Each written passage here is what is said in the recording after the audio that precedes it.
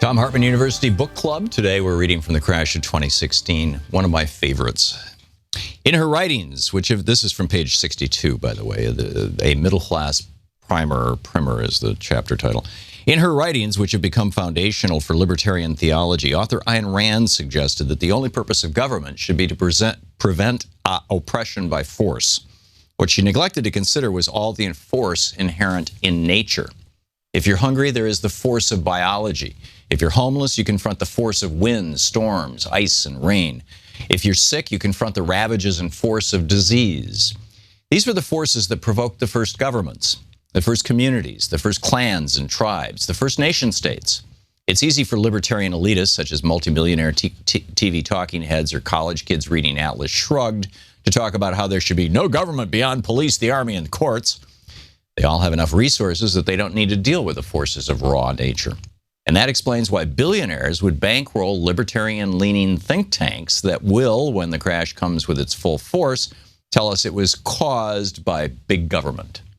However, in the real world, humans must confront both nature and other humans, which is why we create governments and why we create economies.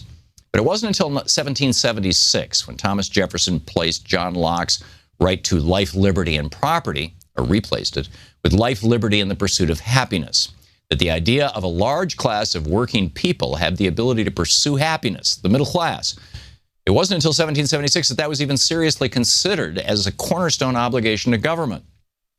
This is also the first time in history that the word happiness had ever appeared in any nation's formative documents, as Jefferson wrote in 1817 to Dr. John Manners, quote, "The evidence of this natural right, like that to our right of life, liberty, the use of our faculties, the pursuit of happiness is not left to the feeble and sophisticated investigations of reason, but is impressed on the sense of every man." As Jefferson realized, with no government interference by setting the rules of the game of business and fair taxation, there could be no broad middle class, maybe a sliver of small business and artisans, but the vast majority of us would be the working poor under the yoke of elites. The economic Royalists know this, which gets to the root of why they set out to destroy government's involvement in the economy. After all, in a middle-class economy, they may have to give up some of their power, and some of the higher end of their wealth may even be redistributed, horrors of horrors, for schools, parks, libraries, and other things that support a healthy middle-class society but are not needed by the rich, who live in a parallel but separate world from the rest of us.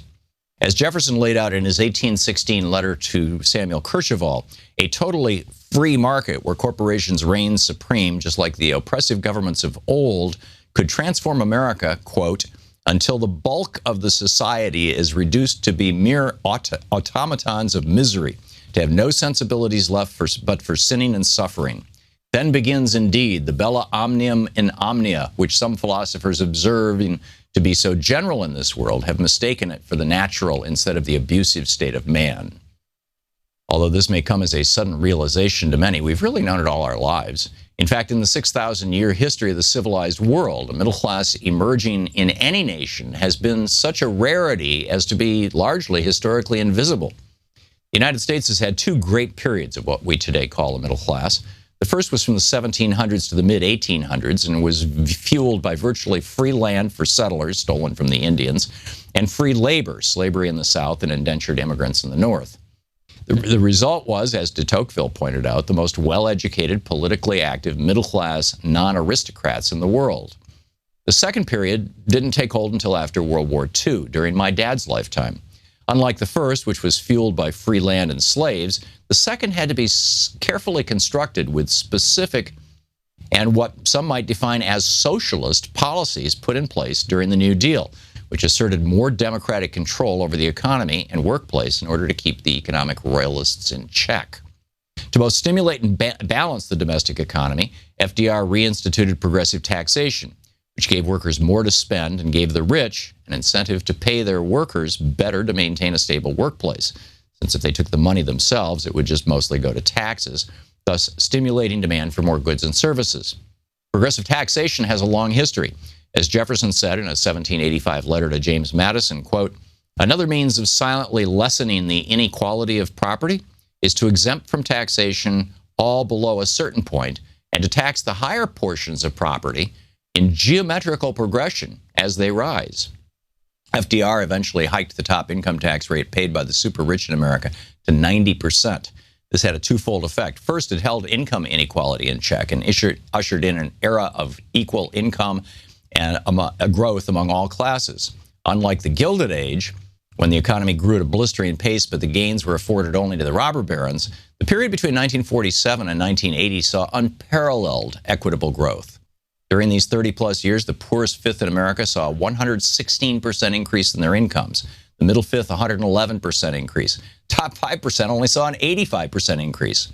All income classes shared in the prosperity of the times when the top marginal income tax rate was above 70%. The second effect of a high income tax rate was to bring stability to the economy. And then it goes through the whole explanation of how that worked. The book is The Crash of 2016.